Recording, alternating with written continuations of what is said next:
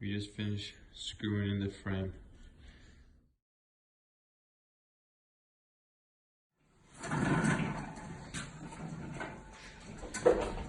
Testing, we were putting the foam pad, and then we were like checking duct taping it, and then we noticed that maybe this was like a little bit too thin for like security measures if you hit your head.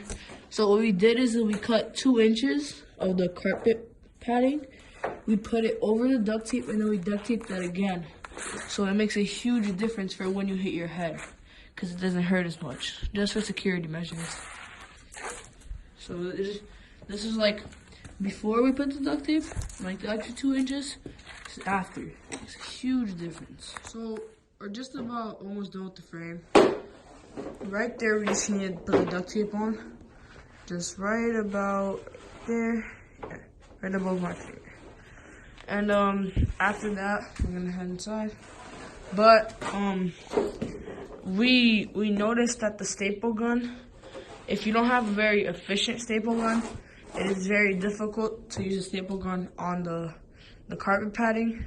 So we used the spray right here called adhesive spray, and you just spray it before you put the padding on, and then you just put an extra layer of padding, then you just duct tape it, and it works just as well as you will if you like staple gunned it. So yeah, we're just about finishing, and we'll show you guys the finished product when we're all done.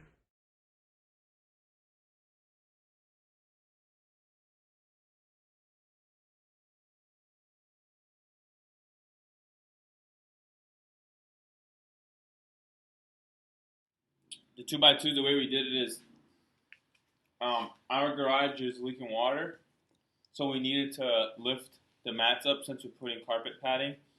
The carpet pads go bad if they get wet. So then what we did is we cut the 2x4s in half with a table saw because the 2x4 was a cheaper option. But for the frame, we put 2x4s directly under the frame in itself, and then we used the 2x2s on. The first one we used 10 inches between the inside to the outside of the 2x2, and then we kept going along. But then we changed it to 11 inches to save a little bit of money. But at the end, on all the way at the end over there, we decided to go with a whole 2x4.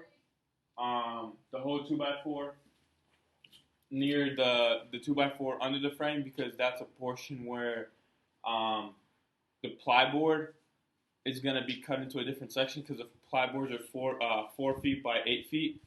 So they're going to end right in the half of the 2x4.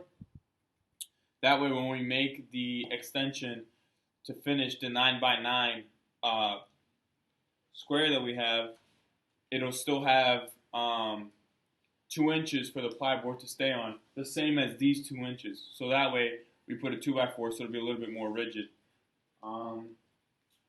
With that, we're finishing up the last one, and at the same time, when we did the 2x4, and when we put the plyboard on this, you want it to be in the opposite direction from the frame that you're making, because the plyboard has a middle portion where it's weaker, and when you put the weaker portion when you put vertical with vertical, it leaves that portion of the plyboard weak.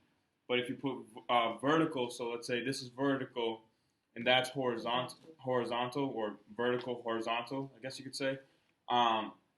So when you put the 2x4s, the 2x2s in the horizontal direction, you want to put the plyboard in the vertical direction, because then the horizontal will support the vertical, and it'll cause the plyboard to be a little bit stronger. There's some portions where we're considering adding more 2x2s so that they're closer to one another to avoid the plyboard from breaking. And the sturdiest portion will be on that side. One of the reasons we'll be hanging the punching bag up here and then across. So we want that porch to be stronger, and we're considering making the center a little bit stronger because that's where you'll be moving a lot.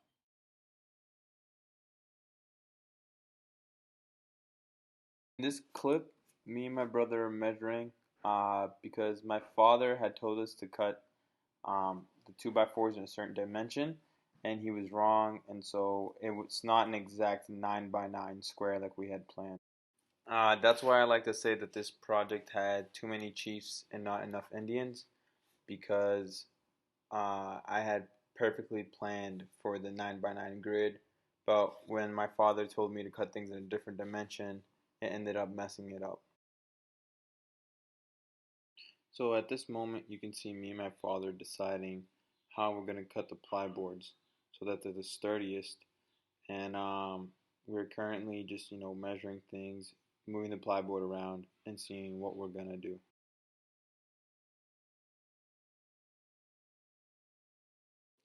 So right now, we're cutting the plyboard so that it fits into the frame, so we can lie it down on the ground so everything's all set, so that we just put the foam over and put the mats over.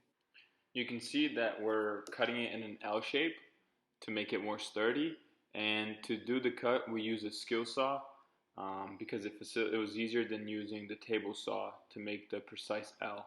Along with being more precise, it also facilitated and made it faster to make the cuts. We finished the plywood thing, just finished the base of the mat. Now we just need to put the foam and wait for the mats to come in so we can like put it in. We bought puzzle mats also. And yeah, it's pretty much it. The end result. We shaped it in. Everything's all good. I'm pretty sure you don't have to screw it or staple on it. And yeah, we're also gonna make sandbags, stuff for our gym. Punching bag is gonna go right there. Pull-up bars are gonna be like above us. And that's pretty much it. So this is the finished result of the frame. We had a little bit of trouble doing it because there's water leaking through, so we had to do it underneath frame.